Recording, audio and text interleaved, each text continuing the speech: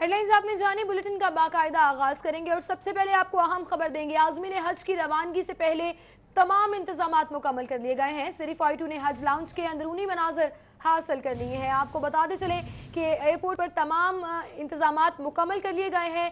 हज लाउंज के अंदरूनी मनाजर भी आप देख सकते हैं अपनी स्क्रीन पर। आज़मीन को गर्मी से बचाने के लिए AC सिस्टम भी नस्ब कर दिया गया है। आपको बताएंगे हज लाउंज का रंगो रोगन भी मुकम्मल कर लिया गया है। लाउंज में लाइट्स और पंखे भी नस्ब कर दिए गए हैं। हज के हवाले से आपको बताएंगे पहली परवाज़ 24 को रवाना होगी। उस पर आपको बताएंगे तमाम जो इस वक्त इंतजाम है मुकम्मल है। नबील रज़ा मलिक से मज़ीद जानते हैं। नबील बताएगा इंतजाम मुकम्मल कर लिए गए, क्या देख रहे हैं आप? जी बिल्कुल, सिटी 42 को मिलने वाली वीडियो में देखा जा सकता है कि नए सिरे से लाहौर एयरपोर्ट के हज लाउंज की तज़यीन और आराइश का काम जो है उसको मुकम्मल कर लिया गया है। इंतजामिया की जानिब से आज़मीन हज को गर्मी की शिद्दत से बचाने के लिए नए AC सिस्टम भी नस्ब कर दिए गए हैं, जबकि नए सिरे से हज लाउंज का रंग और रोगन जो है उसको भी मुकम्मल कर लिया गया है और हज लाउंज की पुरानी लाइटों को तब्दील करके नई लाइटें और पंखे भी लगा दिए गए हैं ताकि गर्मी की शिद्दत बिल्कुल भी आज़मीन हज के लिए परेशानी का बाइस ना बन सके। और इसके साथ हज लाउंज के फर्श पर नई चमकदार टाइलें भी लगा दी गई हैं। शदीद गर्मी में ठंडे पानी के कूलर और फिल्टर्स भी हज लाउंज में लगा दिए गए हैं और इसके साथ साथ हज लाउंज का फर्नीचर जो है उसको मुकम्मल तौर पर तब्दील कर दिया गया है और नई आरामदेह कुर्सियां वहाँ मौजूद है। और इंतजामिया की जानिब से बुजुर्ग और खवातीन आज़मीन हज के बैठने के लिए खुसूसी नशिस्तें भी मखसूस कर दी गई हैं। इंतजामिया के मुताबिक लाहौर एयरपोर्ट से आज़मीन हज की रवानगी फिर 24 जुलाई से शुरू होगी जो 26 अगस्त तक जारी रहेगी। जी शुक्रिया नबील रज़ा मलिक आपका। उधर पंजाब में 3123 तरक्याती मनसूबों के लिए 50% फंड जारी कर दिए गए। महकमे खजाना ने तरक्याती मनसूबों का 150 अरब का बजट भी जारी किया है। आपको बताते चलें कि पंजाब में 3123 तरक्याती मंसूबों के लिए 50% फंड्स जारी कर दिए गए हैं। अली रामे हमारे साथ मौजूद हैं। जी अली रामे।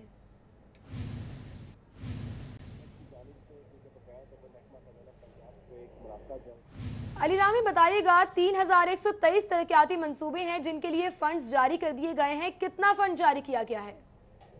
बिल्कुल, ये महकमा खजाना पंजाब की जानिब से ये मुरादा जो है वो अकाउंटेंट जनरल पंजाब को जारी किया गया कि जितने भी बजट जो है वो पंजाब में जमा माली साल के दौरान डेवलपमेंट सेक्टर के लिए मकसद किया गया है, वो अब तमाम सूबाई महकमे अपने जारी तरक्याती मनसूबाजात के लिए वो बजट जो है वो किसी भी वक्त ले सकते हैं। तो ये 3123 जो है वो पंजाब के तरक्याती मनसूबे, जिसमें अगर लाहौर की बात की जाए तो 338 तरक्याती मनसूबाजात मुख्तलिफ महकमों के मुख्तलिफ सूबाई महकमों के, जिसमें ट्रांसपोर्ट भी शामिल है और रोड सेक्टर की स्कीमें, साफ पानी के मंसूबे, स्कूलों में मिसिंग फैसिलिटीज, कॉलेज में मिसिंग फैसिलिटीज के जो मंसूबे हैं वो भी शामिल हैं। तो उनके लिए मजमूई तौर पर ये बजट जो है वो जारी किया गया है। उसके लिए महकमा खजाना पंजाब ने बकायदा नोटिफिकेशन भी जारी किया। और स्कूल एजुकेशन की अगर बात की जाए तो स्कूल एजुकेशन के 360 स्कीमों के मद में 4.5 अरब रुपए का बजट जो है वो जारी किया गया। महकमा हायर एजुकेशन के 147 मनसूबों के बाद में 3 अरब और स्पेशल एजुकेशन की 6 स्कीमों के लिए 28 करोड़ का बजट जो है वो जारी किया गया। तो अगर ट्रांसपोर्ट की बात की जाए, क्योंकि शहर में orange line metro train project जो है वो चल रहा है, तो उसकी बात में जो बजट जो जिसको ऑनलाइन किया गया वो 50 अरब रुपये मालियत है, जो कि बजट उन्होंने ऑनलाइन जारी कर दी, जिस पर ऑरेंज लाइन मेट्रो ट्रेन की जो अथॉरिटी है वो ये बजट अकाउंटेंट जनरल पंजाब से ले सकती है। तो इसी तरह दीगर मनसूबाजात हैं वो भी शामिल है। तो अब इसके लिए क्योंकि मामला माली बहरान था महकमा खजाना पंजाब के पास, दूसरी बार आज उन्होंने ये बजट तमाम तर ऑनलाइन कर दी ताकि जितने भी जारी तरक्याती मनसूबाजात हैं उन पर ये बजट खर्च करके उनको मुकम्मल किया जा सके। तो इसी पर वज़ीर पंजाब के भी अहकाम है कि 2017 और 18 का जो बजट है इस मनसूबाजात को जल्द अज जल्द मुकम्मल भी किया जा सके। शुक्रिया अली रामे, आप हमें तमाम तफसील से आगाह कर रहे थे।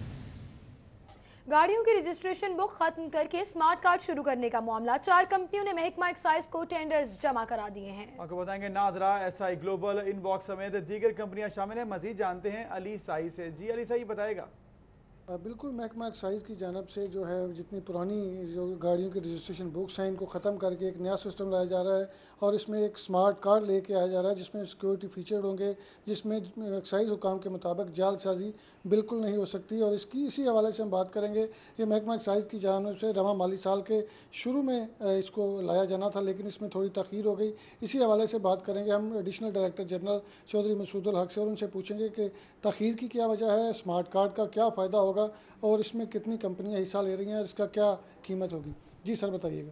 जी बिल्कुल, जो इस वक्त हमारी रजिस्ट्रेशन बुक है वो एक जिस तरह का पासपोर्ट टाइप की बुक है और ये कागज़ के ऊपर है। इसमें सिक्योरिटी फ़ीचर्स तो बिल्कुल मौजूद हैं और ये भी है कि इसको कोई आसानी से इसकी जालसाजी पॉसिबल नहीं है, लेकिन इसको कैरी करना और इसको संभाल के रखना, क्योंकि कागज़ है, पानी गिर गया, कोई और ऐसी बात है जिसकी वजह से इसके ख़राबी का एहतमाल रहता है। इन चीज़ों को सामने रखते हुए हमने एक रजिस्ट्रेशन कार्ड लाने के बारे में सोचा, जिसे आमतौर पे स्मार्ट कार्ड भी कहते हैं। अब उसमें चूँकि हम सिक्योरिटी फ़ीचर्स भी ला रहे हैं जो मॉडर्न किस्म के होंगे, ताकि उसमें जालसाजी का बिल्कुल ही इस वक्त एटलीस्ट जो इस वक्त टेक्नोलॉजी मौजूद है उसके मुताबिक ज़ीरो चांस हो जाए। प्रोक्योरमेंट हमने इसकी शुरू कर दी थी प्रोसेस तकरीबन फरवरी में, लेकिन जिस वक्त हमने टेंडर फ्लोट किया तो जो कंपनीज़ थी और उनमें बड़ी अच्छी कंपनीज़ मौजूद थी, उन्होंने ये कहा जी कि जो आपने टाइम दिया है, इस टाइम में हम आपकी जो रिक्वायरमेंट्स हैं इस टेंडर की वो पूरी नहीं कर सकते, इसलिए इसको एक्सटेंड कर दिया जाए।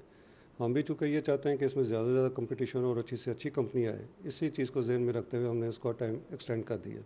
और वो टाइम मुकम्मल हो चुका है, हमारे पास टेंडर आ चुके हैं, 4 कंपनियों ने हमारे पास इसमें बिड की है, चारों अच्छी रीज़नेबल कंपनीज़ हैं और इसलिए हम एक्सपेक्ट कर रहे हैं कि इसका एक अच्छा प्रोडक्ट हमें मिल जाएगा।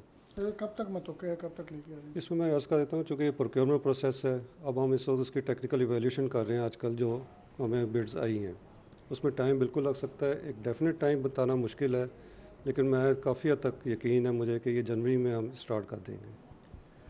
अजी, जैसा कि आपने सुना कि हमें additional director general Chaudhary Masood Haq बता रहे थे कि ये जनवरी तक मतवक्को है कि स्मार्ट कार्ड आ जाएगा और इसका फ़ायदा ये होगा कि पुरानी जो बुक थी, पुरानी रजिस्ट्रेशन बुक है, इसको जो कलर्ड कापी करवा के सेम उसी तरह की कापी निकलवाई जा सकती है या उसको गलत काम में भी इस्तेमाल किया जा सकता है। कोई दूसरा आदमी भी गाड़ी की बुक बनवा सकता है, लेकिन स्मार्ट कार्ड जब होगा तो उसमें आपके बाकायदा फ़ीचर्ड होंगे और उसमें सिक्योरिटी फ़ीचर्ड होंगे, जो जब भी कोई कंप्यूटर पर इसको मार के चेक किया जाएगा ट्रैफिक पुलिस या एक्साइज की जानब से, तो वो तमाम डाटा जो है वो गाड़ी का और उसके मालिक का सामने आ जाएगा।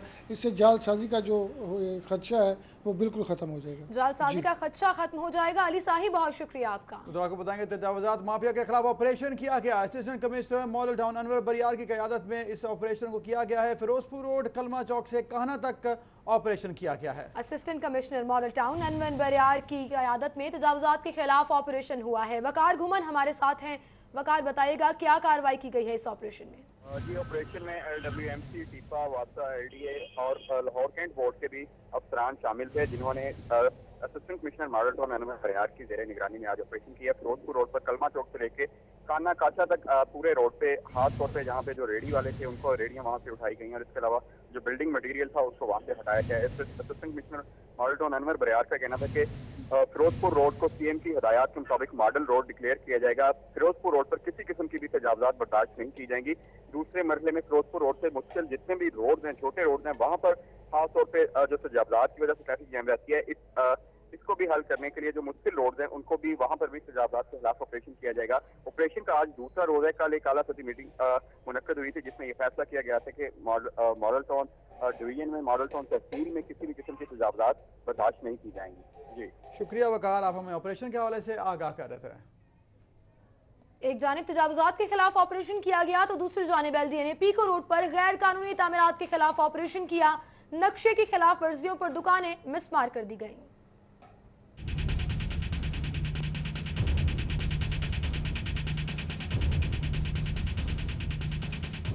फिरोजपुर रोड पर गैर कानूनी तामीरात के खिलाफ ऑपरेशन के दौरान पीको रोड और फैसल टाउन क्यू ब्लॉक में बगैर नक्शे के बनी दुकानें मिसमार की गईं। ऑपरेशन से कबल हुकाम ने मालिकान को नक्शा मंजूरी के नोटिस भी दिए थे, जिन पर अमल दरामद न होने के बाद एक्शन लिया गया।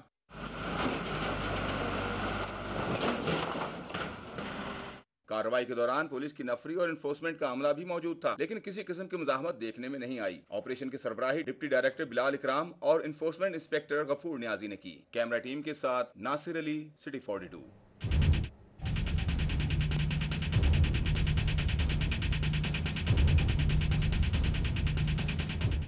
पंजाब असेंबली से खबर शामिल करेंगे। आपको बताएंगे LOC पर भारतीय फायरिंग के खिलाफ पंजाब असेंबली में मजम्मती करारदाद जमा हुई। काफरी के सरदार वकास ने पंजाब असेंबली में करारदाद जमा करवाई है। भारतीय बेला इश्तियाल फायरिंग से एक फौजी और 3 शहरी शहीद हुए हैं। भारतीय जारियत के खिलाफ पंजाब असेंबली में मुज़म्मती करारदाद जमा कराई गई है। मुसल्लिकाफ के सरदार वकास ने पंजाब असेंबली में करारदाद जमा कराई है और इस करारदाद का मतन यह है कि भारतीय बेला इश्तियाल फायरिंग से एक फौजी और 3 शहरी शहीद हुए हैं। मजीद जानते हैं करारदाद का क्या मतन है। अली अकबर से। जी अली अकबर। जी, मुस्लिम लीग आपका रुकन सूबाई असम्बली सरदार वकास हसन मुगल की जानिब से पंजाब असम्बली सेक्रेटेरिएट में करीब से कार जमा कराई गई है, जिसमें उन्होंने शदीद मजम्मत की है भारत की जानिब से जो बिलाद जो है वो फायरिंग की गई है। उनका ये कहना है कि वक्त आ गया कि हुकूमत जो है वो मौसर जो है वो मौक़िफ़ इख्तियार करे और आलमी इदारों को इन्वॉल्व करते हुए इस किस्म की कार्रवाइयों को रोका जाए। जी, बहुत शुक्रिया अली अकबर, आप हमें आगाह कर रहे थे। भारतीय बिलाश्ताल फायरिंग से एक फौजी और 3 शहरी शहीद हुए, जिस पर मजम्मती करारदाद जमा करवाई गई और नोटिस देने का कहा गया। आला हुकाम से भारतीय बिलाश्ताल फायरिंग से एक फौजी और 3 शहरी शहीद हुए हैं, करारदाद का ये मतन है। खबर देंगे आपको, चीफ सेक्रेटरी की ज़ेर सदारत सिविल अवार्ड के हवाले से इजलास हुआ है। इजलास में IG और मुख्तलिफ महकमों के सेक्रेटरीज ने शिरकत की है। आपको बताएंगे चीफ सेक्रेटरी की ज़ेर सदारत सिविल अवार्ड के हवाले से इजलास मुनक़िद किया गया। इजलास में कायम मकाम IG और आपको बताएंगे मुख्तलिफ महकमों के सेक्रेटरीज भी शरीक हैं। आपको आगाह करें, सिविल अवार्ड है जिसकी नामजदगियों के हवाले से इस पर डिस्कस किया गया। मज़ीद जानते हैं इजलास में किन उमूर पर बात हुई। कैसर खोकर से। जी कैसर खोकर, आगाह कीजिएगा। पंजाब कैप्टन रिटायर्ड जहाज सईद की ज़ेर सदारत सिविल अवार्ड के हवाले से एक इजलास हुआ, जिसमें IG पंजाब पुलिस कैम काम जो additional IG Punjab police captain retired Usman Khattar समेत दीगर आला अफसरों और शख्सियत ने शिरकत की। इस इजलास में 14 अगस्त को दिए जाने वाले सिविल अवार्ड जो है उनके जायजा लिया जा रहा है और इस हवाले से अहम फैसले किए जा रहे हैं। बहुत शुक्रिया कैसर खोखर आपका। उधर institute of education and research Punjab university के बोर्ड ऑफ गवर्नर की नामजदगी के हवाले से आपको बताएंगे। Vice chancellor university of education doctor Rauf Azam इसमें शामिल हैं। साबिका DG higher education commission doctor Noor Amina Malik भी बोर्ड का हिस्सा हैं। अहम खबर दे रहे हैं, आपको बताते चलें कि institute of education and research Punjab university के बोर्ड ऑफ गवर्नर की नामजदगी के हवाले से vice chancellor university of education doctor Rauf Azam शामिल है। रेहान गुल हमारे साथ हैं, उनसे जानेंगे मजीद क्या तब्दीलियां आई हैं। जी बताइएगा रेहान गुल, बोर्ड का मजीद कौन कौन मेंबर जो है वो बन चुका है? जी, हुकूमत पंजाब की जाने से 3 सीनियर प्रोफेसर्स को institute of education and research Punjab university का बोर्ड ऑफ गवर्नर का मेंबर नामजद कर दिया गया है, जिसकी बाकायदा मंजूरी गवर्नर पंजाब की जाने से दी गई है। इन 3 मेंबरान में एक तो vice chancellor university of education doctor Rauf Azam शामिल हैं, दूसरे secretary national accreditation committee doctor Ishtiaq शामिल हैं, जबकि डॉक्टर आमना जो कि साबका DG है नेशनल हायर एजुकेशन कमीशन की। ये तीनों मेंबरान की नामजदगी 3 साल के लिए की गई है और इसका बाकायदा नोटिफिकेशन भी जारी कर दिया गया है। रेहान गुल शुक्रिया आपका। मजीद खबरें एक ब्रेक के बाद हमारे साथ रहिए, इससे आपको खुश आमदीद कहेंगे। मजीद खबरों को बुलेटिन का हिस्सा बनाएं और आपको बताएंगे कमिश्नर लाहौर अब्दुल्ला सुंबल की ज़ेर सदारत रिंग रोड अथॉरिटी के दफ्तर में खतरनाक इमारतों से मुतालिक अहम इजलास जारी है। इजलास में DC Lahore Sumair Ahmad Syed, additional commissioner Usman Khan Khalid, additional commissioner general Munawwar Abbas Bukhari, wall city authority समेत दीगर मुतल्लिका अफसरान ने शिरकत की है। आपको बताते चलें कि कमिश्नर लाहौर अब्दुल्ला खान सुंबल की ज़ेर सदारत रिंग रोड अथॉरिटी के दफ्तर में खतरनाक इमारतों से मुतालिक अहम इजलास जारी है। आपको आगाह करेंगे, इजलास में DCO लाहौर समीर अहमद सैयद और आला अफसरान शरीक हैं। और अभी आपको बताएंगे सिटी 42 की खबर पर एक्शन, कैवलरी ब्रिज पर गड़े को मट्टी डालकर बंद कर दिया गया है। आपको बताएंगे आर्जी तौर पर मसला हल कर दिया गया है। मजीद जानते हैं, वहाँ पर मौजूद हैं साउथ बट। जी साउथ बट, बताएगा एक्शन ले लिया गया, क्या काम किया गया है वहाँ पर? आज बिल्कुल ये कैवलरी ब्रिज का मसला है, जो फिरदौस मार्केट से कैवलरी ग्राउंड की तरफ वाहिद जो ब्रिज है वहाँ पे सड़क बैठ जाने की वजह से 2 गड्ढे पड़ चुके हैं। सिटी 42 ने अब से कुछ देर पहले ये खबर ब्रेक की थी, इस बात को आइडेंटिफाई किया था, उसी की खबर पर एक्शन लिया गया और अभी कुछ देर पहले ही कैंटोनमेंट वाल्टन कैंटोनमेंट बोर्ड की इंतजामिया यहाँ पर आके गड्ढे को फिल कर गई। मेरा कैमरा अगर आपको दिखा सके तो ये वो गड्ढा था जिसको हमने आइडेंटिफाई किया था और अब से कुछ ही देर पहले ही यहाँ पर इंतजामिया पहुँची है और अंदर मट्टी डाल के वो कुछ देर के लिए तो मसले का हल कर गए हैं। लेकिन क्या ये मसले का हल है? क्या अगर मट्टी डाल दी जाए तो ये मसले का मुस्तकिल हल है? बिल्कुल नहीं, ऐसा बिल्कुल नहीं है। मेरा कैमरामैन अगर आपको दिखा सके और मैं आपको पीछे चल के दिखाऊं तो जो एक छोटा गड्ढा यहाँ पर मौजूद था जिसको मैंने पहले भी आइडेंटिफाई किया था कि उसके अंदर कूड़ा करकट मौजूद है, इसका मतलब है ये आज का मसला नहीं, ये काफ़ी दिनों का मसला है। यहाँ पर वो कूड़ा करकट वैसे का वैसे मौजूद है और वो गड्ढा जो है वो वैसे का वैसा मौजूद है। इसका मतलब है कि ये सड़क बैठ जाने की वजह से मसला देखने में आ रहा है। इसकी अगर आपको तफसील मैंने पहले भी जैसा बताया था कि ये सड़क असल में बैठी हुई है। मेरे राइट साइड पर अगर आप देखें तो जो ब्रिज को कनेक्ट करने वाला जो एक मेन जो उसका कनेक्टर है वो असल में कोलैप्स कर चुका है, सड़क बैठ चुकी है, ब्रिज का बड़ा हादसा हो सकता है। सड़क आपको जैसा कि पीछे नज़र आ रहा है कि ढलान है, ढलान की वजह से गाड़ी और मोटरसाइकिल जो है वो वैसे ही यहाँ से तेज़ी से नीचे उतरती हैं। अगर खुदा ना खास्ता ये मसले का हल तो अपनी तरफ से वो कर गए हैं, अगर यहाँ पर कोई बड़ा हादसा हो जाता है, ब्रिज कोलैप्स कर जाता है, ट्रैफिक का कितना बड़ा मसला होगा, कोई जानी नुकसान हो सकता है, इस पर इंतज़ामिया को सोचना चाहिए।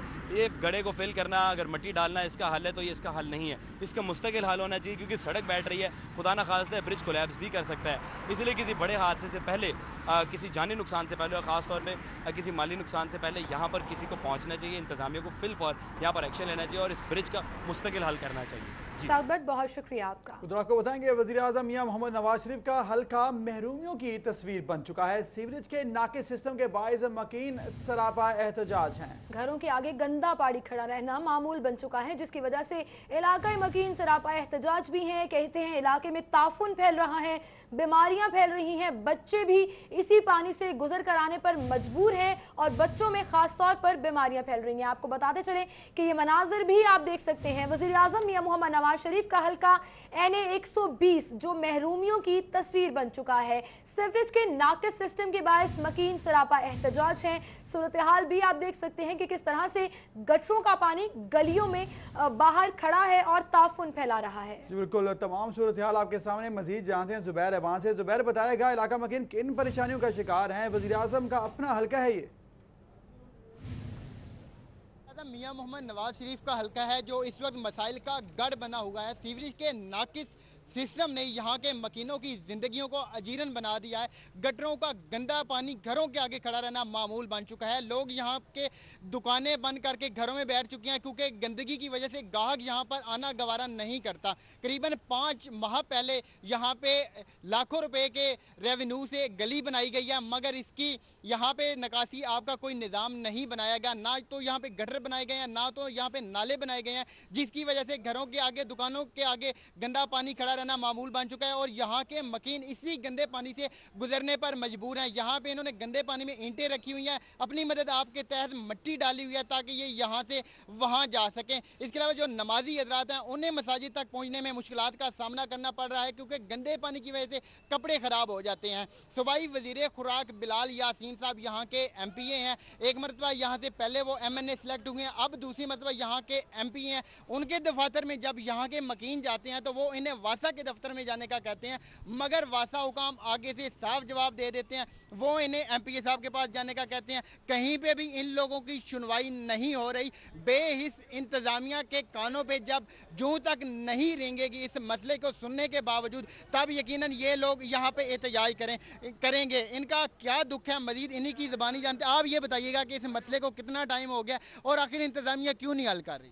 ये 6 माह पहले की बात है, ये काम शुरू किया है लेकिन ये काम नहीं हो रहा। ये नाम का काम शुरू किया है, ये पानी उसी तरह खड़ा है। ये अपनी तरफ से वो इतना हिस्सा जो है ना वो क्लियर कर गए, ये हमने बना दिया है। आपके सामने है, आपका कैमरामैन दिखा सकता है तो दिखाए कि ये क्या है।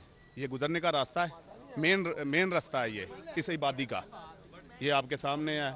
और जो आगे काम हो रहा है वो भी आप दिखा सकते हैं तो दिखाएं। बिल्कुल, करीबन 6 माह का अरसा गुजर चुका है, गली बनाई जा चुकी है, मगर गली से पानी को हटाने का कोई निज़ाम नहीं बनाया गया है। तो इन लोगों का इंतजामिया से एक ही मुतालबा है कि इस मसले का भी हल निकाला जाए ताकि हम अपने घरों में आसानी के साथ रह सकें। जो दूसरे कारोबारी हजरात यहाँ पे हैं जिनकी दुकानें बंद पड़ी हुई हैं, उनका भी यही कहना है कि यहाँ से गंदे पानी को कोई हटाने का निज़ाम बनाया जाए ताकि हम लोग भी यहाँ पे अपनी दुकानों को खोल सकें और गाहक हमारी दुकानों पर आए और हम भी अपनी ज़िंदगी को यहाँ पे गुजार सकें। जी शुक्रिया जुबैर, आप हमें इलाका मकीनों की परेशानी के हवाले से आगाह कर रहे थे। NA 120 की सूरत हाल आपने देखी और अब रुक करेंगे NA 124 MNA शेख रोहेल असगर के हल्के की। आपको बताते चलें कि सराजपुरा का इलाका बंद रोड के करीब गलियां जोहड़ का मंजर पेश करने लगी हैं। इलाकाई मकीनों ने मुंतखब नुमाइंदों के खिलाफ सरापा एहतजाज होकर शदीद नारेबाजी की है। किस कदर गंदगी देखी जा सकती है इस इलाके में आप देख सकते हैं। ताफुन फैल रहा है, मक्खियां मच्छर बिन बना रहे हैं और गलियां जोहड़ का मंजर पेश कर रही हैं। बिल्कुल, इलाका मकीन शदीद परेशान है। रोजमर्रा के मामला निपटाना इंतहाई मुश्किल हो चुका है, गुजरना वहाँ से मुश्किल हो चुका है। मलिक उस्मान से मजीद जानते हैं। मलिक उस्मान, बताएगा यहाँ पर इलाका मकीन किस कदर परेशान है?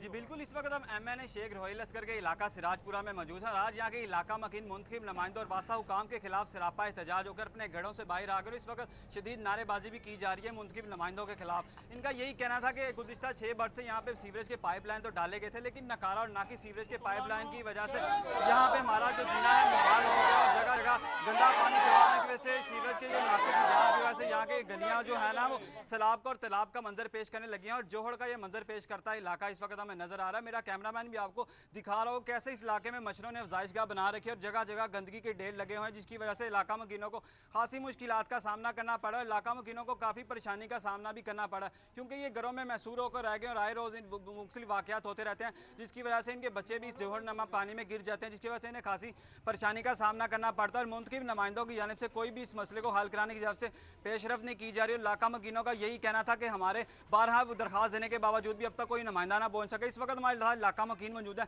इन्हीं से जानते हैं आखिर ये मसले की वजह क्या है। सर ये बताएगा कि कब से मसला दरपेश है और आपने मुंतखब नुमाइंदों और मुकामी चेयरमैन को क्या यकीन दहानी खिलाई, उनकी जानिब से इसको हल कराने के इक़दाम क्यों उठाए गए हैं? बिस्मिल्लाहिर्रहमानिर्रहीम। मेरी तमाम अहले मोहल्ला से पुरजोर अपील है कि वो बाहर आए और इनकी जो बड़ी मेहरबानी की इतनी गर्मी में हम खड़े हैं। ये जोहर का जो मंजर है, ये 92 वाले जो दिखा रहे हैं, ये 42 वाले, ये बिल्कुल इसी तरह इस हर घर में अल्लाह सेहत जाबी दे, हर घर में एक यरकान का मरीज़ इधर मौजूद है।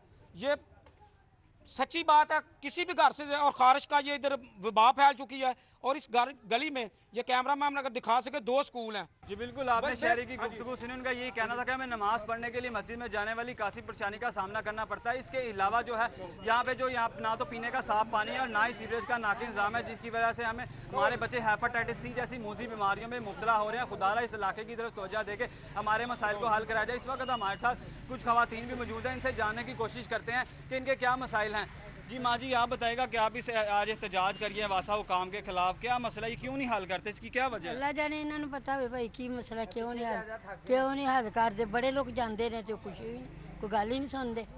हाँ जी बिल्कुल ही, आपने इनकी गुफ्तगू सुनी, इनका यही कहना था कि हमारी जानिब से वासा हुकाम के दफातर जाया जाता है, लेकिन उनकी तरफ से बिल्कुल भी शनाई नहीं हो रही, जिसकी वजह से हमें काफ़ी परेशानी का सामना करना पड़ा और हमारे बच्चे हेपेटाइटिस C जैसी मूसी बीमारियों में मुब्तला हो रहे हैं। और ना तो इस इलाके में पीने का साफ पानी है और ना ही सीवरेज का बेहतर निज़ाम है। यहाँ पे सीवरेज के लिए पाइपलाइन तो बिछा दी जाती हैं, लेकिन इस तरफ नकारा और नाकिस पाइपलाइन की वजह से हमें काफ़ी मुश्किलात का सामना करना पड़ा और मुंतलका हमारे को मसाइल को हल किया जा सके और हम अपने घरों में मसूर होने की बजाय आराम से अपनी ज़िंदगी गुजार सके। इस इलाके में 2 स्कूल भी हैं जिसका उन्होंने जिक्र किया था, ताकि हमारे बच्चे जब स्कूल खुलते तो स्कूल जाने से पहले ही तमाम इलाके के मसाइल को हल किया जाता है, ताकि आसानी से बच्चे स्कूलों में जाकर अपने तालीम का निज़ाम पूरा कर सकें। जी मलिक उस्मान, आपका शुक्रिया। आपको बताएंगे NH 120 और 124 के बाद जिक्र करेंगे मॉडल टाउन का, जहां पर सड़कों और नालों के तामीर का काम ताहाल मुकम्मल नहीं किया जा सका। मॉडल टाउन का इलाका लियाकताबाद 6 माह पहले खोदी जाने वाली सड़कों और नाले की तामीर का काम ताहाल मुकम्मल नहीं किया जा सका।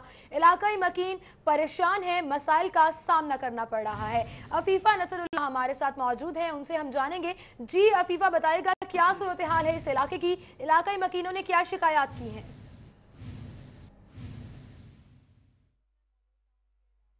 बाद में मौजूद और सलामतपुरा का ये एरिया है और यहाँ पर रहायशी इस कदर परेशान हैं और मुश्किलात का शिकार हैं। और यहाँ पर थोड़ी देर कबल यहाँ पर एहतजाज भी कर रहे थे। उनका ये भी कहना था कि यहाँ पर जो सड़कें बनाई जानी थी कुछ अर्सा पहले, तकरीबन 7 साल से नवाज शरीफ साहब ने ये प्रोजेक्ट शुरू किया है। ये उनसे पहले जितनी भी गवर्नमेंट आई हैं उन्होंने ये प्रोजेक्ट शुरू किया है, जिसका ये थीम था कि यहाँ पर सड़कों को बनाया जाए और इसके साथ जो बहने वाला नाला है उसको 22 फुट आगे तक चौड़ा किया जाएगा।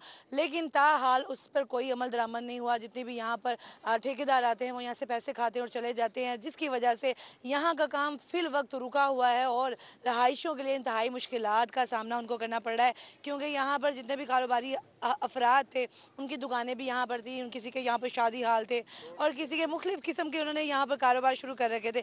तमाम चीज़ों को तोड़ दिया गया है, तमाम मकानों को तोड़ दिया गया है, सड़कों का बुरा हाल है।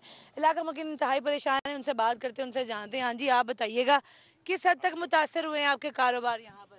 यहाँ पे हमारे इस तरीके से मुतासर हुए कि हमें कोई हाल नहीं है, पैदल चलने का रास्ता नहीं है। कम से कम हमें सड़कें दे दी जाएं ताकि जो लोग बच गए हैं, जिनके घर थोड़े बहुत बच गए हैं, दुकानें बच गई हैं, वो कारोबार कर सकें।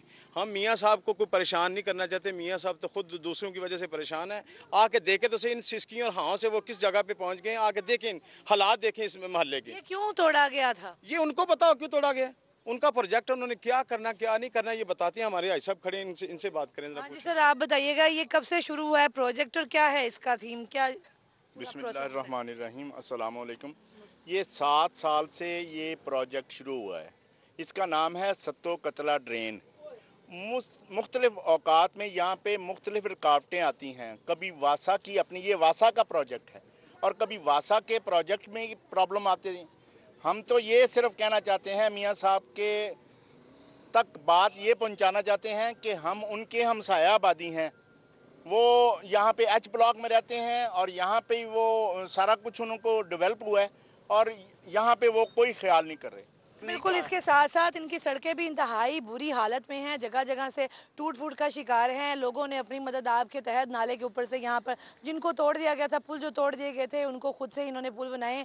बच्चे यहाँ से गुजरते हैं, गाड़ियाँ गुजरती हैं, अक्सर यहाँ से गिर जाती हैं। मुख्तलिफ इनको परेशानी का सामना करना पड़ता है, जिसकी वजह से बच्चों की जानों को भी खतरा है।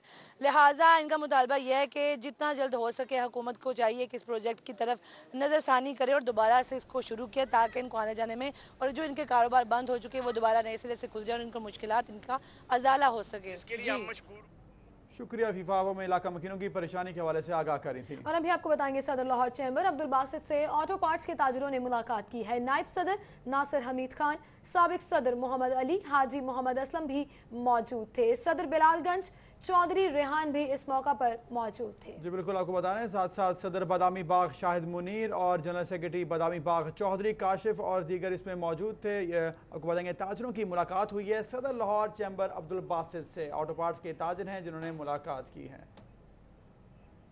खबरों और अपडेट्स का सिलसिला अभी जारी है, मगर यहाँ वक्त तो एक ब्रेक का। हमारे साथ रहिए। कार्रवाई के हवाले से इस्लामाबाद से आने वाली मुसाफिर बस से ममनुआ अद्वियात बरामद हुई हैं। कस्टम्स एंटी स्मगलिंग ने 13,000 गोलियां कब्जा में ले ली हैं। कस्टम्स एंटी स्मगलिंग की कार्रवाई बता रहे हैं आपको। इस्लामाबाद से आने वाली मुसाफिर बस से ममनुआ अद्वियात बरामद कर ली गई है। रिजवान नकवी हमारे साथ मौजूद है। रिजवान बताइएगा। जी बिल्कुल, कस्टम एंटी स्मगलिंग की टीम ने इस्लामाबाद से आने वाली मुसाफिर बस को बाबू साहब इंटरचेंज के करीब रोककर मुसाफिर बस की तलाशी ली। तो मुसाफिर जो कि इस बस में सवार था असलम नामी मुसाफिर के कब्जे से लाखों रुपए मालियत की स्मगल शुदा ममनुआ अद्वियात की भारी खेप बरामद हुई है। कस्टम हुकाम के मुताबिक मुसाफिर असलम के कब्जे से 13,000 से जायद ममनुआ अद्वियात बरामद। आगाह कर रहे थे रिजवान नकवी। सौतेले चचा की तरफ से भतीजी किरण को तलाक दिलवाकर उसे मुबैना तौर पर फरोख्त करने पर किरण के वालिदा जरीना बेटी और दामाद के साथ इंसाफ के लिए सेशन अदालत पहुंच गई। आपको बताएंगे सूरत हाल सौतेले चचा की तरफ से भतीजी किरण को तलाक दिलवाकर ये केस है, जिस पर मजीद जानते हैं शाहीन अतीक से। शाहीन अतीक बताएगा क्या मामला है ये? जी मैं इस वक्त यहाँ पर सेशन कोर्ट में एडिशनल सेशन जज रफ़ाकत अली गोंदल की अदालत के बाद यहाँ पर मौजूद हूँ। यहाँ जो है एक केस जो है वो यहाँ पर मुल्तान रोड का पेश हुआ है। एक जरीना बीबी है जो अपनी बेटी किरण और दामाद को लेकर यहाँ पर इंसाफ के लिए आई है, जिसका कहना यह है कि मेरा जो सुतेला देवर है वो मुझे मजबूर कर रहा है कि मैं अपनी बेटी को तलाक लेने के ऊपर मजबूर करूँ और तलाक लेने के बाद वो उसको आगे फ़रोख्त कर देगा। मुझे इंसाफ चाहिए। अदालत में जरीना बीबी जो है वो ज़ारो कतार जो है वो रोती रही, उसका इंसाफ की भीख मांगती रही है कि अब घर वाले ही अगर हमारी बच्चियों को बेचने लगेंगे तो हम किसके पास जाएंगे, किससे जाकर जो है वो फरियाद करेंगे। मेरे पास इस वक्त यहाँ पर जरीना मौजूद है जो यहाँ पर इंसाफ के लिए अपनी बेटी को लेकर यहाँ पर पेश हुई है। क्या मौक़िफ़ है वो हम इनसे जानते हैं। आप ये बताएंगे क्या वाक़या पेश आया? मैं जी इधर आप आई हैं, इधर पेश हुई हैं। मैं मेरा इंसाफ नहीं होंदा पे। मेरे मित्रे दिओर से मेरा जो मियाँ फौत है मेरा सारा कुछ इन्होंने खो लिया। उल्टा जो मैं मेरा बंदा फौत होया इन्होंने मैनू बेचा। त्यारे सरफराज ने जब मेरी बेटियां जवाना हो गई मेरे बच्चे तो कब्जा करना चाहते हैं। जो है मौक़िफ़ से उसका कहना यह है कि मेरी बेटी को जो है वो फ़रोख्त करना चाहते हैं। उस वजह से जो है मैं यहाँ पर इंसाफ के लिए आई हूँ। मैं नहीं चाहती कि मेरी बेटी जो है वो इज़्ज़त से अपनी ज़िंदगी गुजारे, लेकिन उसको जो है वो मजबूर किया जा रहा है कि वो तलाक ले और तलाक लेने के बाद जहाँ वो चाहें उसको जो है वो फ़रोख्त कर दें। मेरे पास इस वक्त यहाँ पर नसीर गुजर एडवोकेट मौजूद हैं जिन्होंने जरीना और उसकी बेटी जो है किरण उनको यहाँ पर अदालत में पेश किया है। उनका क्या मौक़िफ़ है और अदालत ने क्या अहकाम जारी किए हैं वो हम इनसे जानते हैं। आप ये बताइएगा कि क्या मौक़िफ़ है आपका अदालत में? देखिए किरण बीबी आप आज अपनी वालदा जरीना बीबी के साथ आई है और साथ इसका शौहर है। किरण का वालिद 6 साल कबल जो है वो कॉरपोरेशन में मुलाजम था और वो दौरान सर्विस डेथ हो गई उसकी। इसके किरण के सुतीले चचा ने जो है इनके प्लॉट पे कब्ज़ा कर लिया, भैंस भी बेच दी और पेंशन के बकाया जात खाने के बाद अब इसकी वालदा ने बच्ची जवान होने पर इसकी शादी कर दी वसीम रफ़ीक के साथ 4 माह कबल। लेकिन इसका सुतीला चचा जो है वो फोर्स कर रहा है और SHO सब्ज़ादार कैसर अजीज़ के साथ मिलकर इस शादी के बाद से लेकर अब तक 3 FIR जो है वो उनके ससुराल वालों के ख़िलाफ़ दे चुका है और उनको प्रेशराइज़ कर रहे हैं कि इस बच्ची को तलाक दें। वो इसको तलाक दे के इसका सुतीला चचा जो है वो अपनी मर्ज़ी से कहीं इसको बेचना चाहता है, तो इसलिए ये हुसूल इंसाफ के लिए रफ़ाकत अली गोंदल साहब के पास पिटीशन क्या अदालत ने क्या हुक्म दिया? अदालत ने 5 तारीख के लिए DIG ऑपरेशन जो है वो डॉक्टर हैदर अशरफ साहब से रिपोर्ट तलब कर लिया और उनको तलब किया। जी आपने नसीर कुछ एजुकेट है उनका जो मौक़िफ़ सुन लिया, उनका कहना यह है कि DIG जो है उनसे जो रिपोर्ट जो है वो 5 तारीख के लिए तलब कर दी। बहुत शुक्रिया शाहीन अतीक आपका। उधर ACCT अब्दुल्ला खुरम की ज़ेर सदारत डेंगू सर्विलेंस मीटिंग हुई है। दातागंज बख्श टाउन अमले और एनवायरमेंटल इंस्पेक्टर ने ब्रीफिंग दी है। फरहान यामीन हमारे साथ मौजूद हैं। फरहान बताइएगा क्या ब्रीफिंग दी गई है? जी बिल्कुल, इस वक्त मैं DC ऑफिस में मौजूद हूँ। यहाँ पर ACCT अब्दुल्ला खुरम नियाजी की ज़ेर निगरानी आज मीटिंग हुई है। दातागंज बख्श टाउन के जो अफसरान थे डेंगू के और LWMC और दीगर महकमे के लोग थे वो मौजूद थे। इस मीटिंग के अंदर अपडेट किया है सर्विलेंस की, उसके हवाले से हमारे साथ अब्दुल्ला खुरम नियाजी मौजूद है। सर कितनी FIR दी, कितने लार्वा बरामद हुआ अब तक? जी बिल्कुल, लार्वे के वाले से 34 जो है आउटडोर और 187 जो इंडोर लार्वे अभी डिटेक्ट हो चुके हैं। ये हमें सिर्फ 3 दिन का डाटा है हमारा और ये टर्क की मीटिंग है और इस हमारी कोशिश होती है कि हफ्ते में 2 दिन होती है। मंडे को और थर्सडे को हम सारी अपनी परफॉर्मेंस एवेल्यूएट करते हैं और उसके मुताबिक चलते हैं। और FIR अभी तक हमने 3 दिनों में 21 FIR दिए। टोटल अभी 6 महीने में अगर हम देखें तो 134 FIR हम दे चुके हैं और हमारी जो टीमें हैं घर घर हर जगह पे जा रही हैं और बड़ा इंपॉर्टेंट टाइम है और मानसून बड़ा हो गया, थोड़ा सा लंबा हो गया, तो इस वाले से बहुत ही इंपॉर्टेंट चैलेंजिंग टाइम आ गया हेल्थ डिपार्टमेंट के लिए और एडमिनिस्ट्रेशन के लिए। तो इस मौके पे जितने हम लार्वा डिटेक्ट कर सकेंगे, जितना स्ट्रिक्ट मेजर्स ले सकेंगे, उसी तरीके से जो है डेंगू को कंट्रोल किया जा सकेगा। अच्छा, पब्लिक के लिए कुछ कहेंगे अवेयरनेस के हवाले से कि उन्हें क्या करना चाहिए इस मौसम में? जी बिल्कुल, अभी जो सूरत हाल है, हम जितने लार्वा डिटेक्शन हो रही है वो ज़्यादातर वाटर आपके टैंक्स जो हैं उसमें से हो रही है और साथ साथ जो है एयर कूलर्स। तो बराए मेहरबानी जो है 2 चीज़ों को, वाटर टैंक्स को, एयर कूलर को चेक करें कि पुराना पानी थोड़ा चेंज करते रहें। तो चेंज करते रहेंगे तो ये लार्वा कम होगा और लार्वा जैसे कम होगा कोशिश करें कि बाकी जगह भी देखें, एसीज़ की जगह जहाँ पे है कुछ बास्केट्स वगैरह है तो जहाँ पानी इकट्ठा हो रहा है, कोई भी सफ़ेद जो साफ़ पानी है वो इकट्ठा ना हो। तो ये मिलजुल के हम लोग तो एफर्ट करने के तैयार हैं, घर घर जाने को हमारी टीमें जा रही हैं। लेकिन आप शहरियों की भी जिम्मेदारी है कि आप थोड़ा सा जिम्मेदारी के साथ काम करें और इसको थोड़ा सा तवज्जो कर लें इन दिनों में, ताकि हम इसको हम रोक सकें। जी बिल्कुल, ACCT और उनकी टीम तो विजिलेंस है, लेकिन शहरों का भी किरदार बहुत ज़रूरी है। अब्दुल्ला खुरम नियाजी का कहना था शहरी ज़ाती हैसियत में भी अपने वो मकामात जहाँ पर पानी खड़ा हो सकता है उसे चेक करें और कोशिश करें कि हमारा हलवा इकट्ठा ना हो, क्योंकि ये पूरे के पूरी सोसाइटी है उसकी हेल्थ का सवाल है। जी शुक्रिया फरहान यामीन, अब हमें आगाह कर रहे थे। दूसरी जानिब आपको बताएंगे गवर्नर पंजाब ने सरकारी अफसरान और मुलाजिमीन के यौमिया अलाउंसेस की मंजूरी दे दी है। महकमा खजाना पंजाब ने नोटिफिकेशन जारी कर दिया है। सरकारी अफसरान और मुलाजमीन के यौमिया अलाउंसेस की मंजूरी गवर्नर पंजाब ने दी, जबकि नोटिफिकेशन महकमा खजाना पंजाब ने जारी किया, जिसके मुताबिक अफसरान और मुलाजमीन को अलाउंस दीगर अजला में ड्यूटी पर जाने के लिए दिया जाएगा। ग्रेड 1 से 11 के मुलाजमीन को 800 रुपए यौमिया अलाउंस दिया जाएगा। ग्रेड 12 से 16 के मुलाजमीन को 1400 रुपए यौमिया मिलेगा। ग्रेड 17 से 18 के मुलाजमीन को 2560 रुपए मिलेंगे। ग्रेड 19 से 20 के अफसरान को 3280 रुपए अलाउंस दिया जाएगा, जबकि ग्रेड 21 से 22 के ऑफिसर्स को 4000 रुपए यौमिया अलाउंस के तौर पर दिए जाएंगे।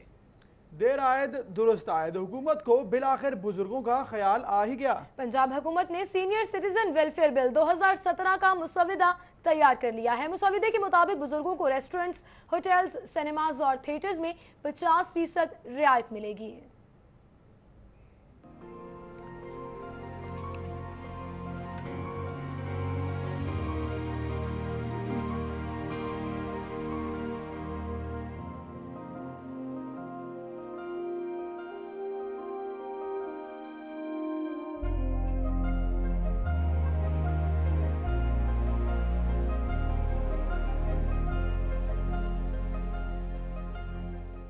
अपने तजुर्बात और मुशाहिदात की बिना पर बुजुर्ग अफराद किसी भी माशरे का सरमाया होते हैं। बुजुर्गों की कदर जहाँ खानदान के अफराद पर लाजिम है, वहीं रियासत की भी जिम्मेदारी है कि वो ऐसे अफराद का मुकम्मल ख्याल रखे। इसी बात को मद्देनजर रखते हुए हुकूमत ने अहसन इकदाम उठाया है। पंजाब हुकूमत की जानिब से लाहौर समेत सूबे भर के बुजुर्ग अफराद के लिए कानून का मुसवदा तैयार कर लिया गया है। सीनियर सिटीजन वेलफेयर बिल 2017 के मुसवदे के मुताबिक 60 साल या जायद उम्र के अफराद के लिए पब्लिक ट्रांसपोर्ट में कम अज कम 2 सीटें मुख्तस होंगी। रेलवे, हवाई जहाज और पब्लिक ट्रांसपोर्ट के सफर, रेस्टोरेंट्स, होटल्स, सिनेमाज, तफरीही पार्क्स और थिएटर्स में 50% रियायत हासिल होगी। बूढ़े अफराद का सरकारी अस्पतालों में इलाज मुआवजा बिल्कुल मुफ्त होगा और सरकारी अस्पतालों में अलहदा कतारें होंगी। मुसवदे के मुताबिक निजी अस्पतालों, क्लिनिक्स और मेडिकल सेंटर्स में 25% रियायत मिलेगी। अवामी सतह पर बुजुर्ग अफराद को मज़कूरा सहूलियात न देने पर कम अज कम 1 साल, ज्यादा से ज्यादा 3 साल कैद और 30,000 तक जुर्माना होगा। खानदान का हर फर्द बुजुर्ग अफराद की देखभाल का पाबंद होगा। किसी को भी बुजुर्गों को घर या खानदान से निकालने का इख्तियार नहीं होगा। खानदान की जानिब से देखभाल न करने पर बुजुर्ग अफराद के पास कानूनी चाराजोई का इख्तियार होगा। बच्चों या लवाहिकीन को जायदाद मुंतकिल करने की सूरत में बुजुर्ग अफराद की देखभाल की भी जिम्मेदारी होगी। देखभाल न करने पर जायदाद की मुंतकिली कानूनी तसव्वुर नहीं की जाएगी। मुसव्विदे के मुताबिक सूबाई सतह पर अथॉरिटी और जिली सतह पर डिप्टी कमिश्नर्स की सरबराही में कमेटियां कायम की जाएंगी। अथॉरिटी और जिली कमेटीज के जरिए बुजुर्ग अफराद को सीनियर सिटीजन कार्ड फराहम किए जाएंगे। सीनियर सिटीजन वेलफेयर अथॉरिटी के चेयरपर्सन सूबाई वजीर social welfare, vice chairperson secretary social welfare और डायरेक्टर जनरल सेक्रेटरी होंगे, जबकि मेंबरान में secretary transport, secretary finance, secretary सेहत, सेक्रेटरी ज़कात, सेक्रेटरी बल्दियात, कमिश्नर सोशल सिक्योरिटी, सदर चैम्बर ऑफ कॉमर्स, 2 सीनियर असातिज़ा और 2 NGOs के नुमाइंदे शामिल होंगे। मुसव्विदे के मुताबिक अखराजात और फलाह बहबूद के लिए सीनियर सिटीजन वेलफेयर फंड कायम किया जाएगा। फंड में हुकूमत, लोकल और बैनुल अक़वामी डोनर्स और सिविल सोसाइटी अपना हिस्सा डालेगी। और बुलेटिन में अहम खबर शामिल करेंगे। आपको बताएंगे पंजाब फूड अथॉरिटी का मिलावट माफिया के खिलाफ क्रैकडाउन। मुल्तान रोड पर जाली दूध तैयार करने वाली फैक्ट्री पकड़ी गई है। बड़ी कार्रवाई की गई, मजीद जानेंगे फिजा इमरान से। जी फिजा, बताएगा क्या कार्रवाई की गई है? जी पंजाब फूड अथॉरिटी की फूड सेफ्टी टीम ने मुल्तान रोड पर वाकई इस फैक्ट्री में छापा मारा, जहां पर जो है वो जाली दूध तैयार किया जा रहा था। और फैक्ट्री में जो तैयार शुदा दूध था 5,000 लीटर, उसको उसकी गाड़ी भरी हुई थी, डिलीवरी के लिए जो है भिजवाया जा रहा था। उसको मौके पर ही जो है वो तहवील में लेकर तलब कर दिया गया है। और इस हवाले से डायरेक्टर ऑपरेशन राफिया हैदर का कहना है कि जाली दूध की तैयारी में जो है जानवरों की चर्बी इस्तेमाल की जा रही थी और इसके अलावा जो है वो कुकिंग ऑयल भी दूध की तैयारी में डाला जा रहा था, जिस पर महकमाना कार्रवाई अमल में लाते हुए फैक्ट्री को सील करते हुए तमाम मशीनरी कब्जे में ले ली गई है। जी शुक्रिया फिजा इमरान आपका। मजीद खबरें एक ब्रेक के बाद। आप देखते रहिए सिर्फ 42 में। क्रिकेट ग्राउंड खस्ता हाली का शिकार है। ग्राउंड में भैंसों और कूड़े की वजह से इलाकाई मकीन परेशान हाल है। मजीद वहाँ पर सूरत हाल क्या है जानेंगे। फहद भट्टी हमारे साथ मौजूद हैं। जी फहद, बताएगा ग्राउंड की सूरत हाल के हवाले से।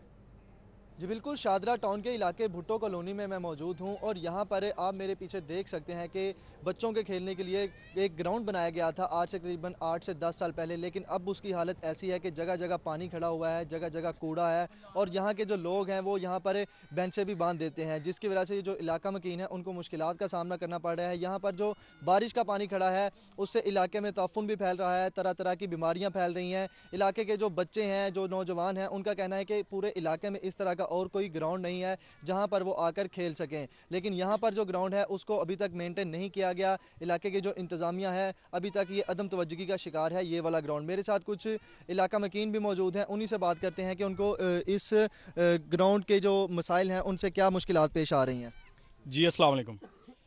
सबसे पहले मैं सिटी 42 का शुक्रिया अदा करूंगा जो वो हमारे इलाके में आए और हमारी जो है परेशानी है उसको जो है ना वो चैनलाइज कर रहे हैं। ये लास्ट टाइम हमने टूर्नामेंट करवाया था नून लीग का चौधरी सरफराज साहब के नाम पे। वहाँ पे इस यूसी के चेयरमैन साहब, वाइस चेयरमैन यानी कि PP 137 के जो हेल्थ मिनिस्टर साहब ख्वाजा मरानज़ीर साहब हैं, उनके अंडर जो चेयरमैन वाइस चेयरमैन आते हैं, ख्वाजा मरानज़ीर साहब तो नहीं आए। जी फहद भट्टी, बहुत शुक्रिया आपका। रबिया को बताएंगे साबिक क्रिकेटर मुदस्सिर नज़र इस वक्त मीडिया से गुफ्तगू कर रहे हैं।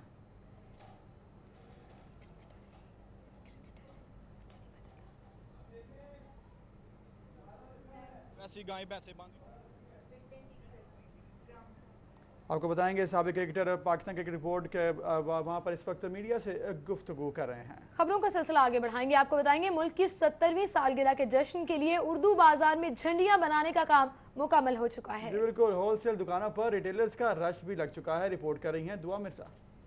अगस्त का महीना आने को है और लाहौर उर्दू बाजार में जश्न आज़ादी के लिए बनने वाली झंडियाँ अपने आखिरी मराहिल में पहुंच चुकी हैं।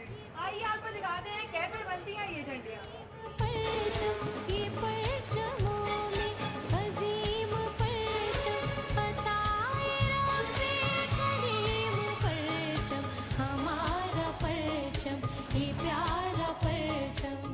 झंडियाँ बनने का काम तो अप्रैल के महीने से ही शुरू हो जाता है और जुलाई के वस्त में मुकम्मल करके इसे दूसरे शहरों में भेजने के साथ साथ लाहौर की मार्केटों में भी भेज दिया जाता है। सबसे पहले बंडल की शक्ल में सादा कागज गोदामों में आता है। इसके बाद ये कागज प्रिंटिंग प्रेस में भेज दिया जाता है, जहाँ भारी मशीनरी इसकी ज़िबाइश के लिए मुंतज़िर होती है। हरा रंग और प्लेट पर बना नक्श सादे कागज को पाकिस्तानी झंडे का रंग देता है।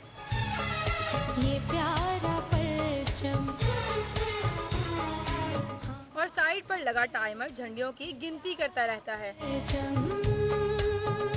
अब बारी है कटिंग की। हर झंडी को अलग अलग काटने पर ये इनफरादी तौर पर तैयार हो जाती है। होलसेलर भी इस बार बहुत पुरजोश नजर आए। कहते हैं मार्केट में माल आते ही बिकना शुरू हो गया और काम का। अभी आपको बताएंगे सदर इस वक्त ममनून हुसैन इस वक्त रावलपिंडी जाने के लिए रेलवे स्टेशन पहुंच चुके हैं। आपको बताएंगे सदर पाकिस्तान इस वक्त अपनी फैमिली का हमला रावलपिंडी रवाना होने के लिए रेलवे स्टेशन पहुंच चुके हैं। जी नाज़रीन, आपको बताते चलें कि सदर मुमलिकत ममनून हुसैन इस वक्त रेलवे स्टेशन मौजूद हैं, जहां पर सिक्योरिटी के सख्त इंतजाम किए गए हैं। अपने अहले खाना के हमरा वो रेलगाड़ी पर पिंडी रवाना होंगे। मनाजिर भी आप देख सकते हैं कि उनकी गाड़ी सिक्योरिटी के अहाते में दाखिल हो चुकी है। पुलिस की भारी नफरी वहां पर मौजूद है। और आपको बताते चलें कि सदर मुमलिकत ममनून हुसैन की रेलवे स्टेशन जो है वो आमद हो चुकी है। सिक्योरिटी के सख्त इंतजाम किए गए हैं। रेलवे पुलिस के साथ जिला पुलिस रेंजर्स भी तैनात है। आपको बताएं प्लेटफॉर्म नंबर 1 को मुकम्मल तौर पर सील कर दिया गया है। रेलवे स्टेशन का दाखिली रास्ता जो है वो मुकम्मल तौर पर बंद कर दिया गया है। मुसाफिरों के लिए मुतबादिल रास्ते का इंतज़ाम किया गया है। इस वक्त सदर मुमलिकत अपने अहल खाना के हमरा ट्रेन से रावलपिंडी रवाना होंगे, जिसके लिए इस वक्त तमाम सिक्योरिटी इंतजाम भी मुकम्मल हैं। सदर मुमलिकत रेलवे की मुख्तस करदा सैलून में सफ़र करेंगे। आपको आगाह करेंगे इस वक्त सिक्योरिटी के मुकम्मल तौर पर इंतजाम कर लिए गए हैं। सदर मुमलिकत ममनून हुसैन की रेलवे स्टेशन आमद। आपको बताते चलें कि सिक्योरिटी के सख्त इंतजाम किए गए हैं और सिक्योरिटी में जिले पुलिस के साथ साथ रेंजर्स भी तैनात हैं। प्लेटफॉर्म नंबर 1 को मुकम्मल तौर पर सील किया गया है। रेलवे स्टेशन का दाखिली रास्ता मुकम्मल तौर पर बंद कर दिया है और मुसाफिरों के लिए मुतबादिल रास्ते का इंतजाम भी किया गया है। आपको बताते चलें कि ट्रेन के जरिए सदर मुमलिकत अपने अहले खाना के हमरा रावलपिंडी रवाना होंगे। सदर मुमलिकत ममनून हुसैन रेलवे की मुख्तस करदा सैलून में सफ़र करेंगे। DIG railway police Shariq Khan railway station मौजूद हैं। सिक्योरिटी के इंतजाम उन्होंने तमाम वहाँ पर चेक किए। इसके बाद दीगर जो भी मामलात हैं वो इस वक्त देख रहे हैं। DSP रेलवे सुफियान डोगर भी इस वक्त दीगर अफसरान के साथ वहाँ पर मौजूद हैं। इंतजाम देखे गए और इसके साथ साथ आपको बताएंगे अपने अहल खाना के हमरा सदर मुमलिकत ममनून हुसैन रावलपिंडी रवाना होंगे, जिसके लिए वो इस वक्त रेलवे स्टेशन मौजूद हैं। इंतजाम आपने देखे वहाँ पर इस वक्त मुकम्मल तौर पर इंतजाम कर लिए गए हैं। सदर मुमलिकत रावलपिंडी अब से कुछ देर बाद रवाना होंगे। जी बिल्कुल, आपको बताते चलें कि सिक्योरिटी के सख्त इंतजाम किए गए हैं। रेलवे स्टेशन पर प्लेटफॉर्म नंबर 1 को मुकम्मल तौर पर सील कर दिया गया है और आपको बताते चलें कि मुतबादिल रास्ते भी फराहम किए गए हैं। इसके साथ ही स्टूडियो से अब तक के लिए इतना ही। आप देखते रहिए सिटी 42।